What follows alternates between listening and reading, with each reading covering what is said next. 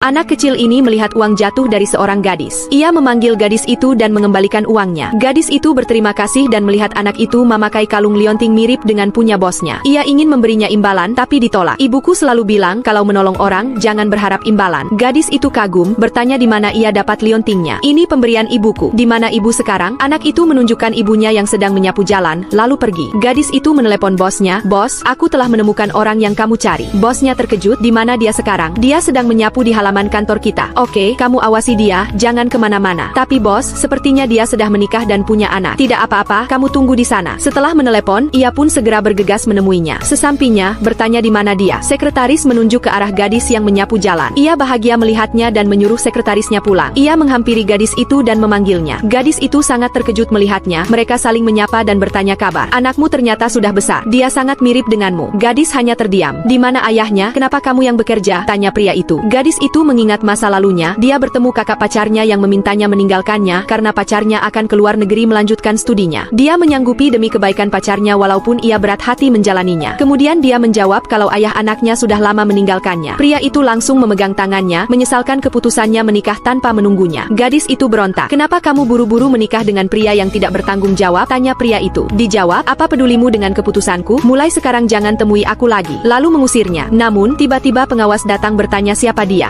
Dijawab hanya orang yang bertanya alamat. Pengawas menganggap dia bekerja malas-malasan dan menghukumnya membersihkan toilet dan semua pekarangan yang ada. Ia lalu meminta anaknya jangan jauh-jauh karena dia akan melanjutkan pekerjaannya. Kemudian pria itu mendatangi anak tadi, bertanya siapa namanya. Dijawab Sheng Guoguo. Nama itu diberikan ibunya agar ia tetap menunggu ayahnya. Pria itu heran karena nama anak itu sama dengan namanya, lalu bertanya berapa umurnya. 7 tahun, jawab anak itu. Pria itu makin yakin kalau dia adalah anaknya bersama gadis itu. Anak itu bertanya kebenarannya, lalu pria itu perlihatkan liontingnya yang sama dengan milik anak itu yang berpasangan. Guoguo, kamu adalah anakku. Ia sedih, menangis dan memeluk anak itu. Ia lalu mengajaknya menemui ibunya. Sesampainya, gadis itu berkata, kenapa kamu belum pergi? Shushu, aku sudah tahu semuanya. Guoguo adalah putriku kan? Gadis itu hanya mengangguk. Pria itu minta maaf karena telah salah paham. Ia lalu memberi sertifikat rumah dan kartu berisi banyak uang. Namun, gadis itu menolak. Namun, pria itu berusaha membujuk dan kalau semua ini untuk anaknya. Kemudian pria itu mengajak balikan. Tapi sekarang aku hanya tukang sapu sedangkan kamu orang kaya. Staus kita sekarang beda jauh, jawabnya. Aku tidak peduli semua itu. Tanpa kalian berdua, apalah arti hidupku ini? Aku akan menebusnya dengan pesta pernikahan mewah. Aku mohon kembalilah. Akhirnya gadis itu menyetujuinya dan dengan bahagia memberitahu anaknya bahwa pria itu adalah ayahnya. Mereka bertiga pun bersatu kembali. Apa komentarmu?